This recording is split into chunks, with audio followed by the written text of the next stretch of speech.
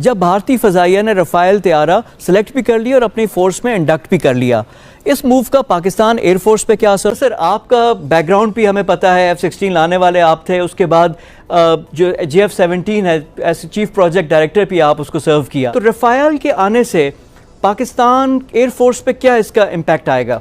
बात यह है कि JF-17 की जो बैकग्राउंड है, जब हमने JF-17 शुरू किया था 90 की दहाई में, उसके दरमियान में, तो उससे कम से कम 10 साल पहले भारत ने भी एक तैयारा बनाने का काम शुरू किया था जिसका नाम इन्होंने LCA रखा था, लाइट कॉम्बैट एयरक्राफ्ट, और बाद में अपनी ज़ुबान में उसको तेजा का नाम दिया गया।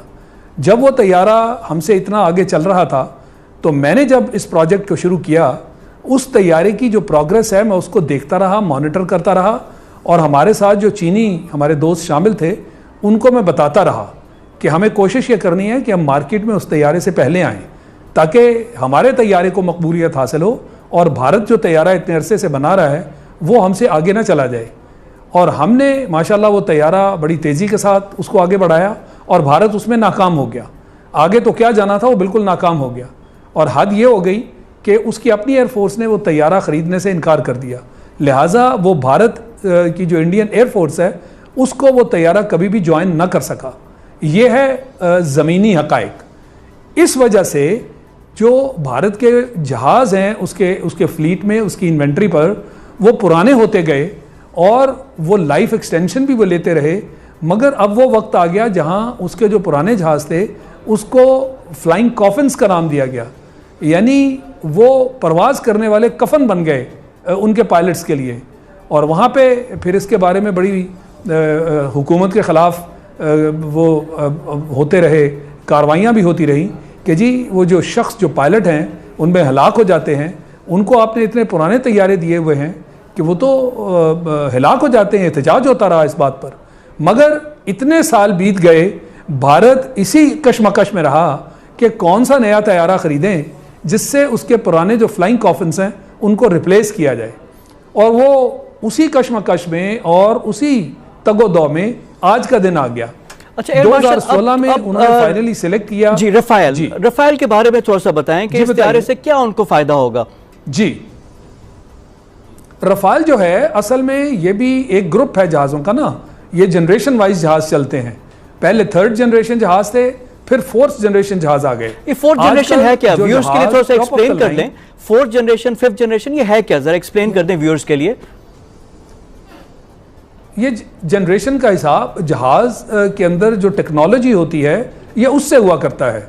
जो टेक्नोलॉजी, आप इसकी सिंपल मिसाल ले लेना, ये आपके यहाँ कंप्यूटर्स नहीं बदलते, कोई आईफोन बन गया, कोई इस तरह का और बन गया, तो ये जो आगे आगे आप चलते हैं टेक्नोलॉजी लीड करती जाती है और इस तरह फिर जनरेशंस आगे चलती हैं। यानी 4th जनरेशन तो बहुत पुरानी हो गई। 4th में रफ़ाइल शामिल है, हमारा F-16 जनरेशन में, और JF-17 रफ़ाइल शामिल है, F-16 शामिल है, JF-17 शामिल है, ग्रिपन शामिल है, स्वीडन ने बनाया हुआ है, और रशिया के जो सुखोई फाइटर शामिल है, Su-35, रशियन का जो सुखोईज हैं, और नई Su-30 जो उस दिन हमने गिराया वो भी 4th जनरेशन जहाज है।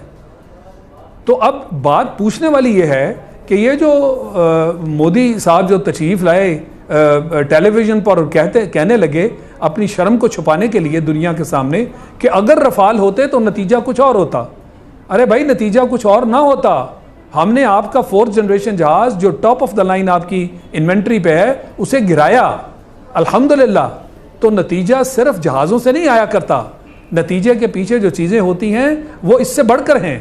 उसके अंदर आपके पास आपकी क्वालिटी क्या है, ये it is the man behind the gun that matters.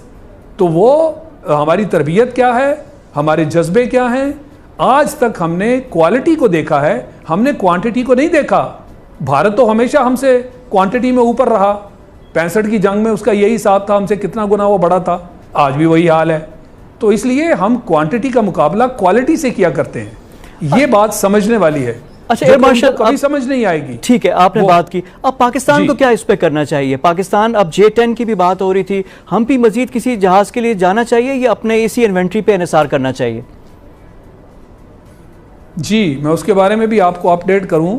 जब हमने JF-17 बनाया था तो हमने उस वक़्त इतना हमें एतमाद हासिल हुआ क्योंकि पाकिस्तान में जहाज़ की डिज़ाइनिंग डेवलपमेंट कभी भी नहीं थी। ये कामरा, ये तो हमारी एक ओवरऑल फैक्ट्री थी। जब JF-17 के दौर से हम गुजरे तो हमने इसको कन्वर्ट कर दिया डिज़ाइन एंड डेवलपमेंट, यानी एक मैन्युफैक्चरिंग का वहाँ पे हमने उसकी बुनियाद रख दी और उससे इतना एतमाद हमने हासिल किया।